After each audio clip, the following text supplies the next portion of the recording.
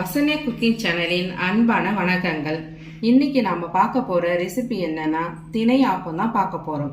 அதுக்கு முன்னாடி நம்ம வசன்யா குக்கிங் சேனலை மறக்காம சப்ஸ்கிரைப் பண்ணுங்க, பக்கத்துல இருக்க பெல் ஐக்கானையும் கிளிக் பண்ணிக்கோங்க. அப்போதான் நாம போடுற வீடியோஸ் உங்களுக்கு நோட்டிபிகேஷனா வரும். வசன்யா குக்கிங் சேனலை சப்போர்ட் பண்ணுங்க. இப்போ வாங்க நம்ம வீடியோக்குள்ள போகலாம்.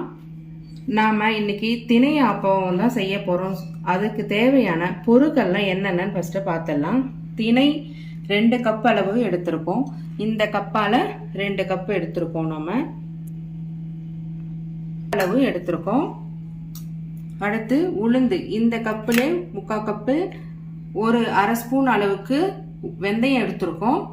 இந்த கப்பில் 1 கப் அளவுக்கு பச்சரிசி எடுத்திருக்கோம். சாதம் ஒரு 1/4 கப் எடுத்திருக்கோம். தேங்காய் துருவல் இருந்ததுன்னா போட்டுக்கோங்க. என்கிட்ட தேங்காய் துருவல் இல்லை, அதனால 3 பத்தை தேங்காய் எடுத்து வச்சிருக்கிறேன். இப்போ நம்ம திணை, உளுந்து, வெந்தயம், பச்சரிசி இந்த 3ஐயும் கழுவி நல்லா ஊற வச்சுக்கலாம். ஒரு 4 hours நல்லா ஊறட்டும். இந்த 3 பொருட்களும் நல்லா ஊறின பிறகு நம்ம ஒரு மிக்சி ஜாரில் போட்டு அரைக்கும் போது தேங்காய், சாதம் இதெல்லாமே சேர்த்தே நம்ம அரைச்சிக்கலாம். இப்போ வாங்க நம்ம வாஷ் பண்ணி ஊற வைக்கலாம். இப்போ ஒரு பாத்திரத்தில் திணை, வெள்ளை உளுந்து, வெந்தயம் இது 2ஐயும் இதில் போட்டுக்கலாம். பச்சரிசி இதையும் இதில் போட்டுக்கலாம்.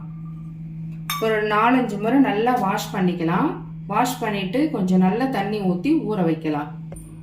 இப்போ நம்ம திணை, உளுந்து, வெந்தயம், பச்சரிசி வச்சுருந்தோம் இல்லைங்களா, அது எல்லாத்தையும் ஒரு 4-5 முறை நல்லா வாஷ் பண்ணி வந்தாச்சு. இப்போ அதில் நல்லா தண்ணி ஊற்றி ஊற வச்சுக்கலாம். ஒரு 4 hours ஊறட்டும். இப்போ நல்லா 4 hours இந்த திணை, உளுந்து, பச்சரிசி, வெந்தயம் எல்லாம் ஊறி இருக்கு. இப்போ நம்ம எப்படி அரைக்கிறதுன்னு பார்க்கலாம். ஒரு மிக்ஸி ஜாரில் நம்ம தேங்காய் எடுத்து வச்சுருந்தோம் இல்லைங்களா, அந்த துண்டு போட்டுக்கலாம்.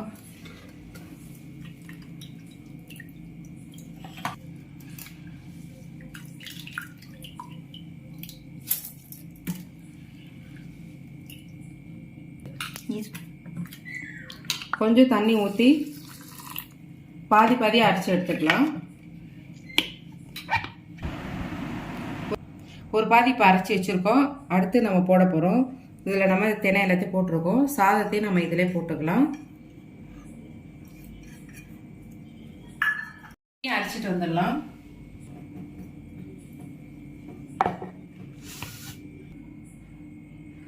இப்போ நம்ம மாவு எல்லாத்தையும் அரைச்சின்னு வந்தாச்சு. இதில் 1 ஸ்பூன் அளவுக்கு கல்லுப்பு போட்டுக்கலாம்.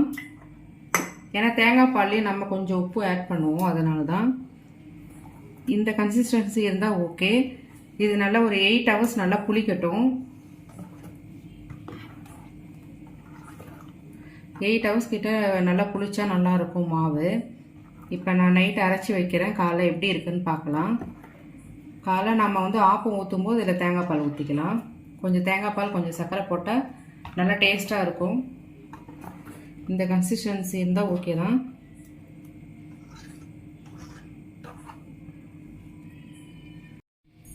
இப்போ இந்த அளவுக்கு மாவு அரைச்சி நல்லா புளிக்க வச்சிடலாம். அது நல்லா ஒரு மூடி போட்டு மூடி வச்சுருப்போம். இதை மார்னிங் எந்த அளவுக்கு புளிச்சு வந்திருக்குன்னு பார்ப்போம். பார்த்துட்டு காலை நம்ம ஆப்பம் ஊற்றுறத உங்களுக்கு இதில் காமிக்கிறேன். இப்போ பாருங்கள், நம்ம மாவு நேற்று அரைச்சி வச்சோம் இல்லைங்களா, அது நல்லா புளிச்சு வந்திருக்கும். பாருங்கள், இந்த அளவுக்கு நல்லா புளிச்சு வரணும். இது நல்லா ஒரு கரண்டி போட்டு நல்லா கலக்கிக்கோங்க. இந்த அளவுக்கு நல்லா புளிச்சு வந்தால் தான் ஆப்பம் நல்லா சாஃப்டாக இருக்கும்.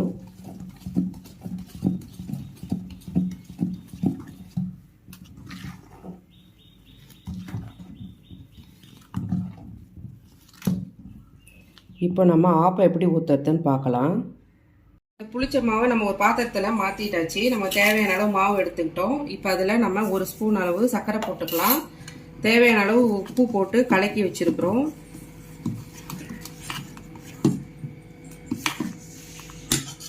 தேங்காய் பால் ரெடி பண்ணி வச்சிருக்கிறோம். அந்த தேங்காய் பாலில் சும்மா ஒரு 2 கரண்டி அளவுக்கு அதில் ஊற்றிக்கலாம்.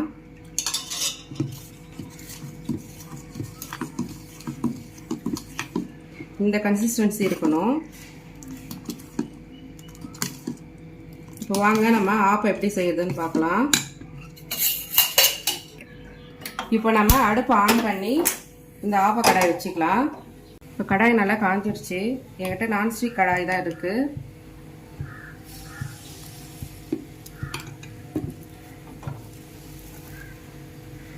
உங்ககிட்ட இரும்பு கடாய் இருந்ததுன்னா அதுலேயும் செய்யுங்க, நல்லாயிருக்கும்.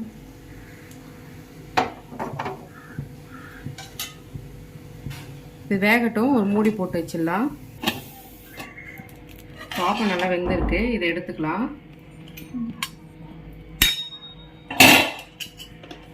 இன்னொரு ஆப்பம் ஊற்றி காட்டுறேன்.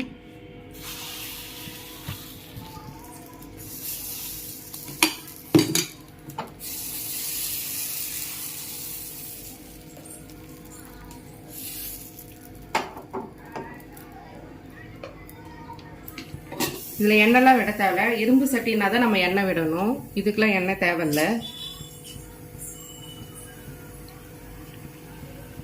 ஃப்ளேம் கொஞ்சம் ஃபுல் ஃப்ளேம் வச்சுக்கோங்க.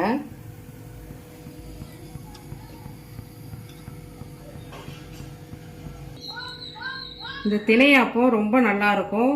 வீட்டில் நீங்களும் ட்ரை பண்ணி பாருங்க. திணை, சாமை, வரகு இதெல்லாம் வச்சு ஆப்பம் செஞ்சு கொடுங்க. குழந்தைங்களுக்கும் உடம்பு நல்லா ஹெல்த்தியாக இருக்கும்.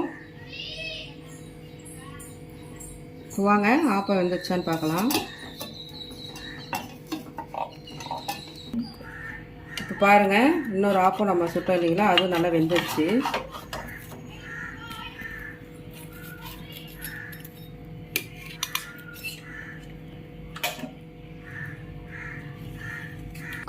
இந்த தேங்காய் பால்லே நான் சர்க்கரை, உப்பு, ஏலக்காய் தூள்லாம் போட்டு நல்லா ஃபில்ட்ரு பண்ணி வச்சுட்டேன். இதில் கலந்துட்டு ஃபில்ட்ரு பண்ணிட்டேன். அதனால் தான் மேலே உங்களுக்கு ஏலக்காய் தூள் தெரியல. ஏன்னா குழந்தைங்களுக்கு பிடிக்காது ஏலக்காய் தூள் மேலே இருந்ததுன்னா, அதனால தான். இப்போ பாருங்கள், இதில் தேங்காய் பால் ஊற்றிக்கலாம்.